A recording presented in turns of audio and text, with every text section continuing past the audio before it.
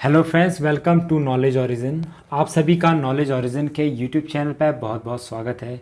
I hope you are doing well in life. आप सभी की स्टडीज़ एंड हेल्थ दोनों बहुत अच्छे चल रहे होंगे। सो फ्रेंड्स, आज की इस वीडियो में हम उत्तराखंड पुलिस के एसआई और कांस्टेबल में पूछे जाने वाले जीएस सेक्शन को कवर करेंगे। जीएस सेक्शन में हम मॉडर्न हिस्ट्री के कुछ और 5 most important and most expected questions लेके आए हैं। तो आई होप आपको ये वीडियो पसंद आएगी। अगर ये वीडियो पसंद आती है तो don't forget to share it, और अगर आप इस चैनल पर नए हैं तो don't forget to subscribe and press the bell icon. तो चलिए इसी के साथ हम स्टार्ट करते हैं आज के फर्स्ट क्वेश्चन से, जो कि है which one of the following was not a French settlement in India. French settlement का मतलब होता है कि जो फ्रांस की गवर्नमेंट है उसकी कॉलोनीज़ इंडिया में थी। ठीक है, तो आप सभी को पता है कि जैसे ही जो मुग़ल एरा था जैसे ही बीतता है तो यूरोपियंस का भी आना स्टार्ट हो जाता है। तो यूरोपियन का आना स्टार्ट होने के साथ जो फर्स्ट यूरोपियन थे तो उनमें सबसे पहले थे पोर्टुगीज़। कौन थे? पोर्टुगीज़ थे, यानी पुर्तगाली थे। फिर उसके बाद आते हैं डचेस। कौन आते हैं? डचेस, यानी नीदरलैंड के जो लोग होते हैं। फिर आते हैं इंग्लिश यानी ब्रिटिशर्स। फिर आते हैं फ्रेंच, यानी फ्रांस के लोग। फिर लास्ट में आते हैं डेन्स, यानी डेनमार्क से। तो पहले Portuguese, Dutches, English, French and Danes. तो इसमें से हर किसी ने अपनी यहाँ कॉलोनीज़ बनाई थी, अपने शहर बसाए थे, अपनी कारखाने वगैरह, ठीक है, फैक्ट्रीज़ वगैरह यहाँ पे इस्टेब्लिश करी थी। तो उसमें से आपसे पूछ रहा है कि इनमें से पुडुचेरी, माहे, गोवा, चंद्रनगर, तो इनमें से फ्रेंच सेटलमेंट कौन सा नहीं था? तो गोवा फ्रेंच सेटलमेंट नहीं था। क्यों? क्योंकि ये किसकी कॉलोनी था? ये था पोर्टुगीज़ की। ये पोर्टुगीज़ की कॉलोनी था। जब पुर्तगाली आए थे तो 1510 में इन्होंने बीजापुर के शासक थे, ठीक है, जो बीजापुर का राजा था, उसको हरा के इस पे गोवा पे अपना राज कर लिया था। तो बाद में ये इसकी कॉलोनी बनी।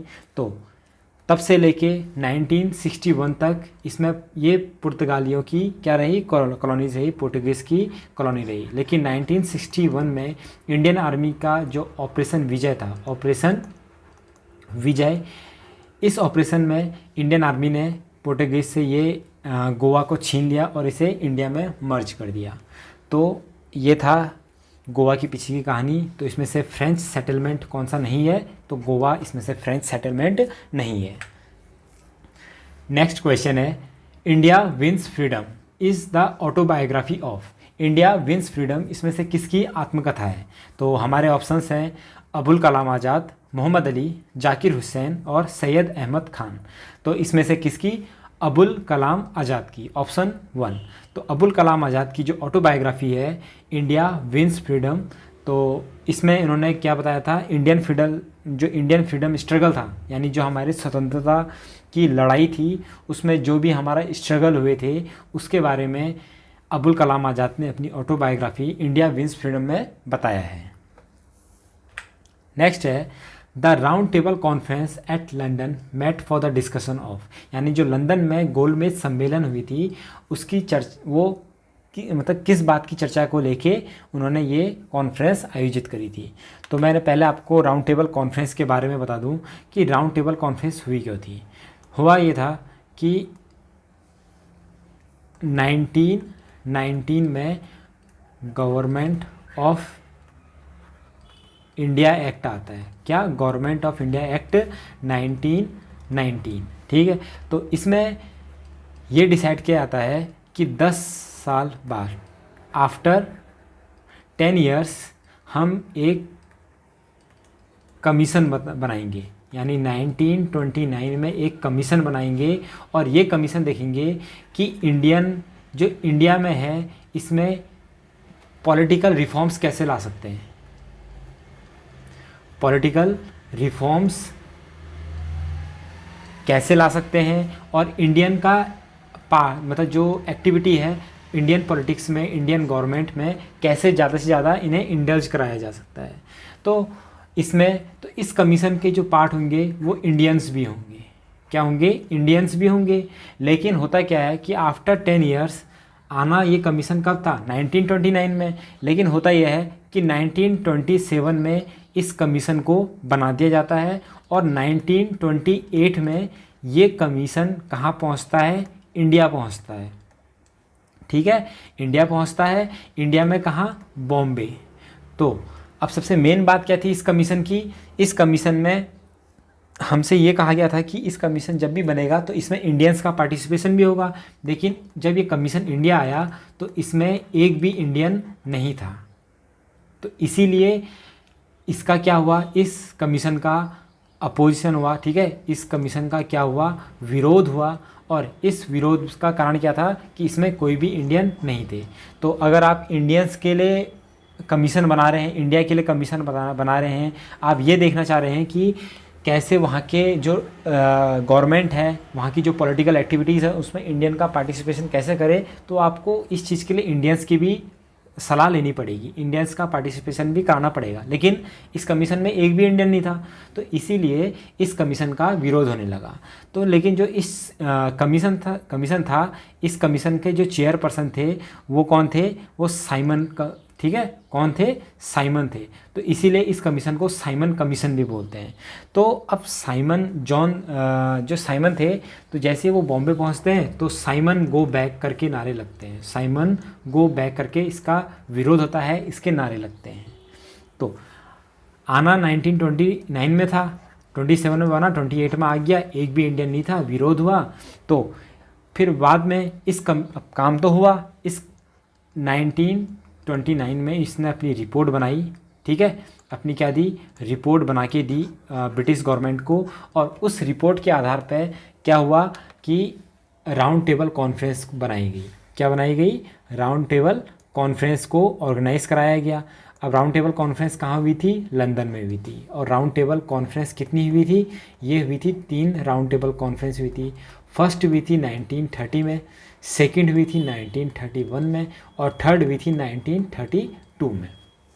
अब आपसे ये भी पूछा जा सकता है कि कौन वो 2 इंडियंस हैं जिन्होंने तीनों की तीनों ये राउंड टेबल कॉन्फ्रेंस अटेंड करी थी।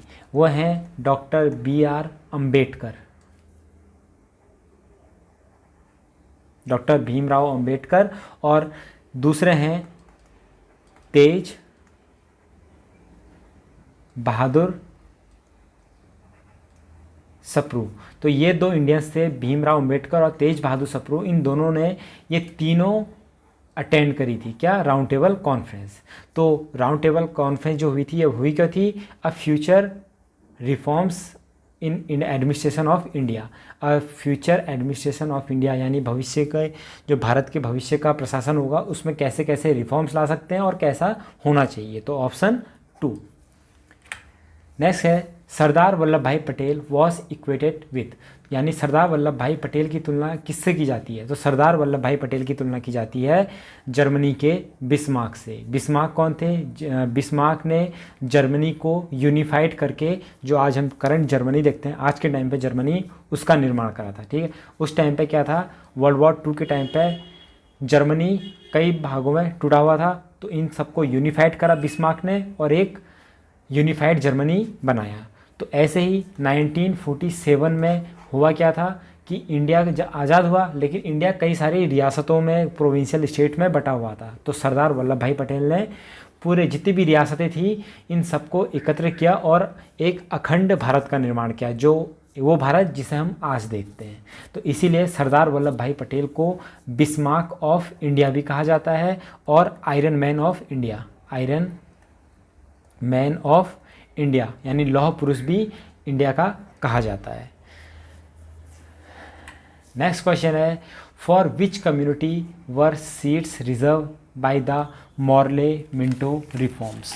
मॉर्ले मिंटो रिफॉर्म्स में से किस कम्युनिटी के लिए सीट्स को रिजर्व किया गया था? तो मॉर्ले मिंटो रिफॉर्म्स किसे कहते हैं? Indian council act. तो इंडियन काउंसिल एक्ट 1909 को मॉर्ले मिंटो रिफॉर्म्स भी कहते हैं। मॉर्ले कौन था? तो मॉर्ले उस टाइम पे secretary of state to India, ठीक है। तो इंडिया के सेक्रेटरी ऑफ स्टेट था, और मिंटो कौन था? ये था vice Roy at that time. तो उस टाइम पर वाइस रॉय था। तो इसने क्या किया था कि जो ऐसे इलाके जहाँ पे मुस्लिम्स की आबादी ज़्यादा है, तो वहाँ पे मुस्लिम्स को क्या किया था? Separate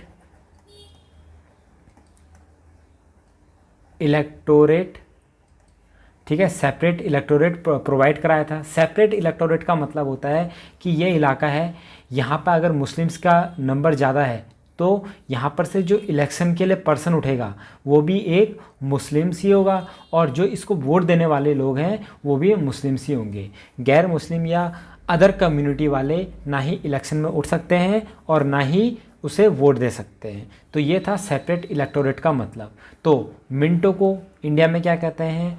father of communal electorate, ठीक है। तो फादर ऑफ कम्युनल इलेक्टोरेट की उपाधि दी गई है वाइसरॉय मिंटो को। तो मौले मिंटो रिफॉर्म्स में किसे सेपरेट इलेक्टोरेट मिला था? मुस्लिम्स को।